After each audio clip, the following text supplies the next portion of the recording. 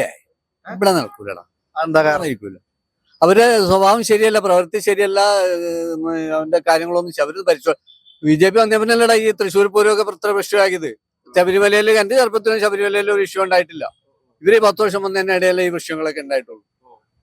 കേരള പോയിക്കല് ഇന്നും വരെ ഞാൻ കണ്ടിട്ടില്ല. എന്റെ ചെറുപ്പത്തിൽ 10 വർഷത്തിന് വന്നേ പിന്നാണ് ഈ BJP അധികാരത്തിൽ വന്നേ പിന്നാണ് ഈ ശബരിമലയിലേക്ക് വിഷയം ഉണ്ടായത്. തൃശ്ശൂർ പൂരം അങ്ങനെയൊക്കെ തന്നെയാണ്. ഞാനൊക്കെ പോയേക്കുന്നതാണ്. അന്ന് വരെ ഒന്നും ഒരു വിഷയമൊന്നും ഉണ്ടായിട്ടില്ല. അതുകൊണ്ട് പ്രശ്നം കാണിക്കും. പിന്നെ വരൂല്ലാന്ന് എനിക്ക് പറയാൻ പറ്റില്ല.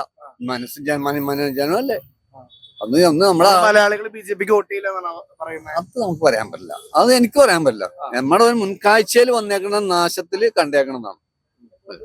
വന്നു കഴിഞ്ഞാൽ നല്ലതായിരിക്കും ചീത്തയായിരിക്കും. അപ്പൊ അടുത്ത സംസ്ഥാനത്തേക്ക് നോക്കി അറിയാലോ എന്താ നല്ലതാണോ ചീത്തയാണോ.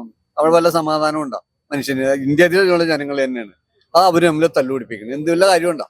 അവിടെ ഓരോ രാജ്യങ്ങൾ മരിക്കുന്നു, ബോംബിട്ട് മരിക്കുന്നു.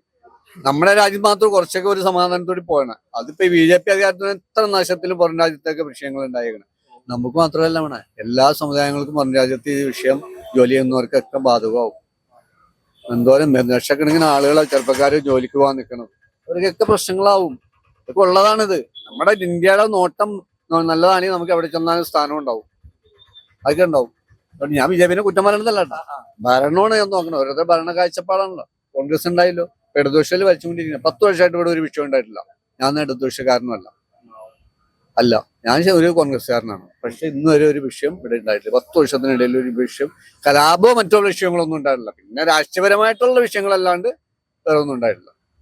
Thank you. ഇപ്പൊ ഉണ്ടാവില്ല എന്ന് അറിയാനും പറ്റില്ല. അത് നമുക്ക് പറയാൻ പറ്റില്ല. ഇപ്പൊ അവിടെ ഒരു കാഴ്ചപ്പാട് പറഞ്ഞതാണ്. അതാണ് BJPയെ കുറ്റം പറഞ്ഞതാണ്. BJP ഒരു പാർട്ടി തന്നെയാണ്. പക്ഷെ അവരുടെ ഭരണം നല്ലതാണെന്ന് എല്ലാവരും ഇഷ്ടപ്പെട്ടെ. അവര് ജനങ്ങളെ എല്ലാവരും അങ്ങോട്ട് അംഗീകരിക്കണല്ലോ. അവര് വേറെ ചിന്തകളാണ്. അതാണ് അവർക്ക് നാശം വന്നത്, വേറെ ഒന്നുമല്ല.